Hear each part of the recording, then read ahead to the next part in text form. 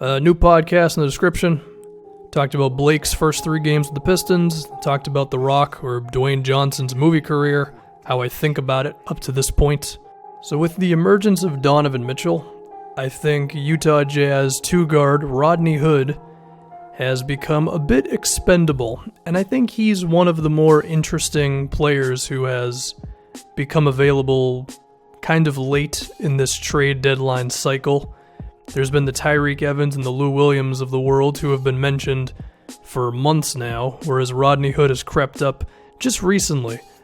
And I think what's interesting with Hood is just where can he go to as a scorer? Because when I look at him, I see a 25-year-old shooting guard putting up 17 points a game on 40% from 3 shooting while attempting about 7 threes a game. And he's also shown a decent enough ability of having the ball in his hand and beating guys off the dribble, playing in the pick and roll somewhat, and getting to the basket as well. And all of this while being 6'8". So I think Hood has some real potential in terms of being an offensive player. And I think the teams that could make the most sense for Hood might not be one that is already established, just because if you insert a guy like this who needs the ball in his hands and likes to shoot and also has free agency coming up, then you could have some trouble with team chemistry, But if you were a team who was maybe done with this season, your record's not that good, maybe you're a team that has a few years from really being something, then perhaps you could bank on Hood just going to another level as a scorer, I think everyone was expecting him to kind of blow up into a 20-point scorer in his 3rd season. He did have some injuries, but I think he seems like more like a Tobias Harris kind of guy where he's just going to get like 6 or 7% better every year, and then before you know it, he's just developed a real all-around game. And I do think that Rodney Hood is on that trajectory, but it makes all the sense in the world for the Utah Jazz to not want to keep him just because, like I mentioned before, Donovan Mitchell at the 2-guard position, and this team already has some salary that they're committed to.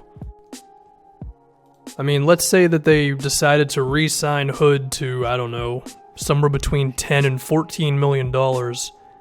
That would leave them with very little room in the salary cap next season to actually make any moves, and do you really want to commit all that to a guy who would be playing the same position as your best offensive player? Maybe they believe Donovan Mitchell can play the point guard position, but it makes some sense.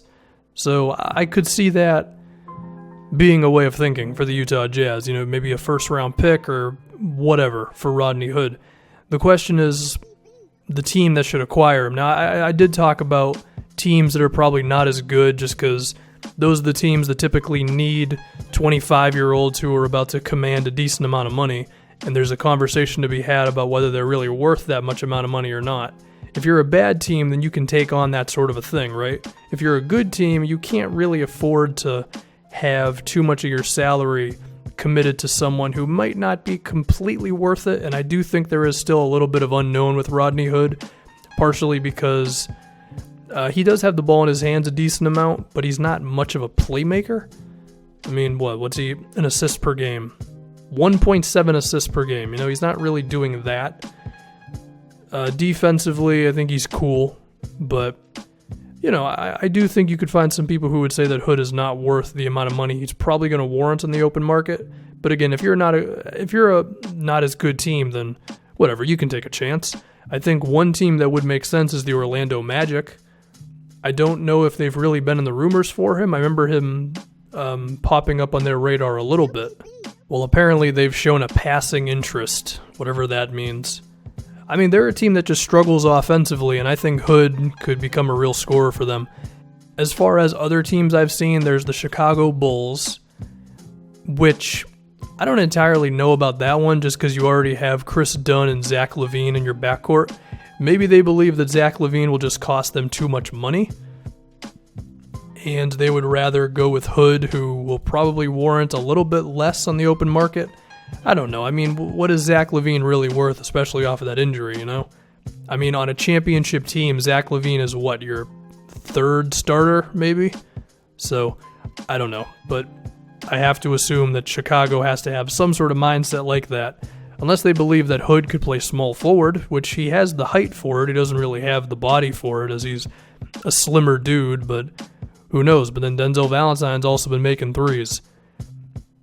If we go to the Oklahoma City Thunder, I think this one would be them just saying, you know what, Roberson's out, and we probably don't have another defender on the team who can really do what he did, and so we're just going to go all offense, and we're just going to try to outscore you, which I can actually understand that mentality, just because, I mean, between Terrence Ferguson and Alex Abrinas and just all the wings on this roster, I think it could make sense that they don't have a defender to replace Roberson. I would invest more time in Patrick Patterson with the starters, but I mean, if Hood's in some rumors for them, then maybe they're just deciding to just make that upgrade at the two-guard position. My fear with Rodney Hood on the Oklahoma City Thunder would be that he's not really like an off-ball guy. Like, sure, he can play off-ball, but he's really comfortable with the ball in his hands, beating guys off the dribble, doing like pump fakes from around 12 feet, those sort of things. He's not really going to be able to do that on this Oklahoma City team. I mean, you got Westbrook, who's going to command most of the usage on the roster, and then Paul George and Melo. Not going to be a whole lot of time for Rodney Hood to get his Rodney Hood on, you know?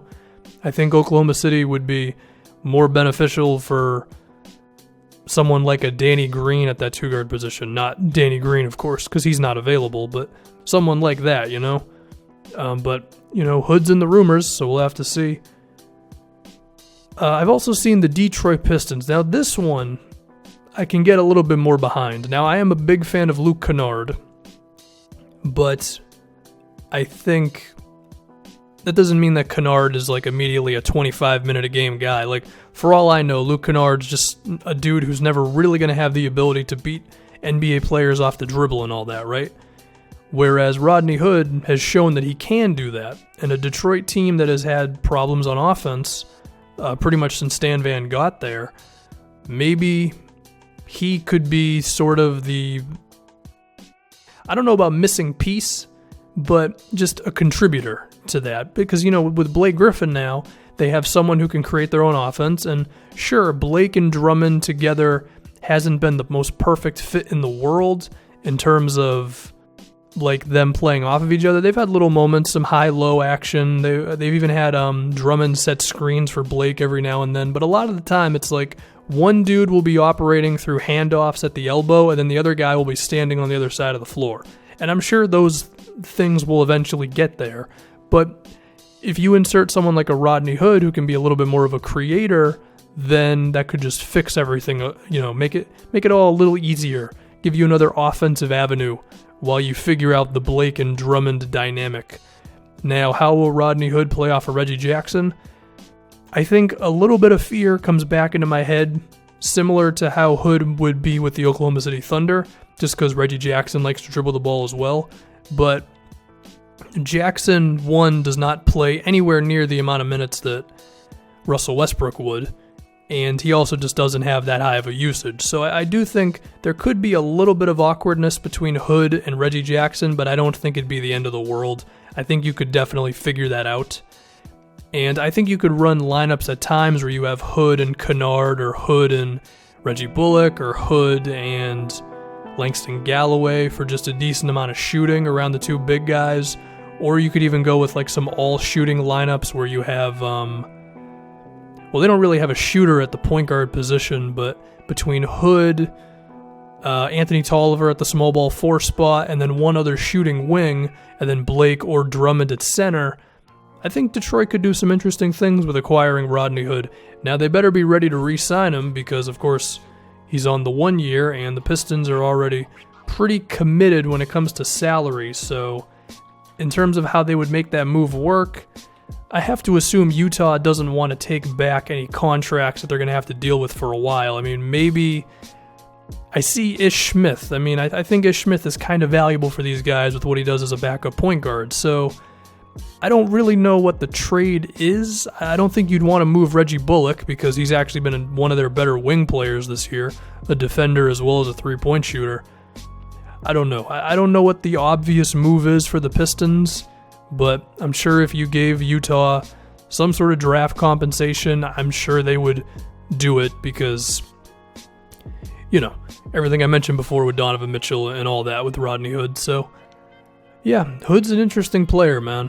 I do think he can play. I do think there's a little bit of fear that he's not good enough of a passer to warrant how much he dribbles the ball, but we could see that creep up. We could also see a good head coach find ways of still giving Rodney those opportunities to dribble, but not having him take over the offense too much. Of course, you also could just ask the guy, hey, can you be more of a playmaker for us sometimes? And for all I know, he'll just be totally fine with it. So, it's never a sure thing with these. We've seen enough players kind of change their games up to where we can't just be putting people in a box, especially a guy in Rodney Hood who you could argue has never really gotten the opportunity to show what he can do because in his second season he started and played 32 minutes a game, but that was also only his second year, like I mentioned. So you could say that at that point he just simply wasn't totally there. He wasn't as good as he is now. Whereas now at 25 years old, he's playing 28 minutes a game. He's started less than half of the games this year. And he's had Donovan Mitchell, commanding a lot of the offense, as he should, because Mitchell's a better player. So if Hood goes somewhere else and he's playing his 32 minutes a game from 2016 and he just has more offensive responsibility, does Rodney Hood have 20-plus points a game in him?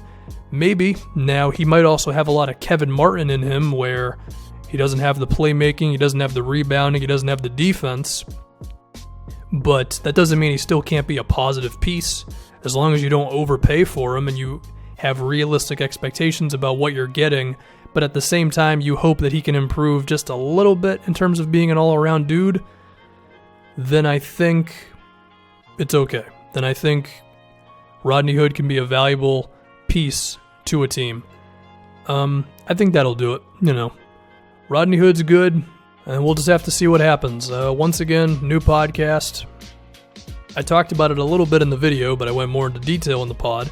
Blake Griffin and Andre Drummond, how those first 3 games have gone, namely for Blake, but the whole team, really. And then The Rock and his movie career. That is good, but also not good, according to me.